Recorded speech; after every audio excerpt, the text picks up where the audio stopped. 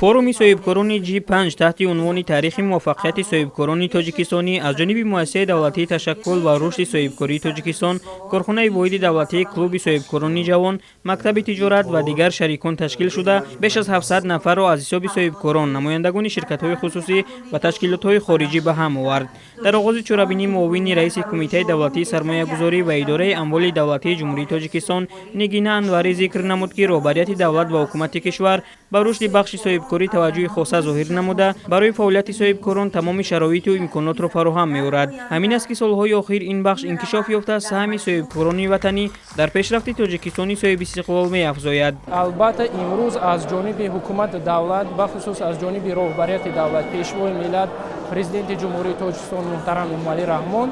барои дастгирии соҳибкорӣ, бахусус соҳибкорони ҷавон,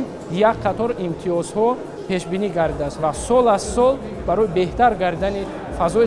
сармоягузорию соҳибкорӣ санадҳои меъёрии ҳуқуқӣ ва такмилдиҳии онҳо аз ҷониби роҳбарияти давлат супориш дода мешавад, то ки соҳибкорӣ дар ҷумҳурӣ рушд карда шавад. боиси қайд аст ки форуми соҳибкорони G5 ки имрӯз дар Хохи Суруш бо иштироки зиёда аз 700 нафар иштирокчиён баргузор карда шуда истодааст, дар доираи амалӣ намудани 300 рӯзи ислоҳот оид ба дастгирии соҳибкорӣ ва беҳтар намудани фазои сармоягузорӣ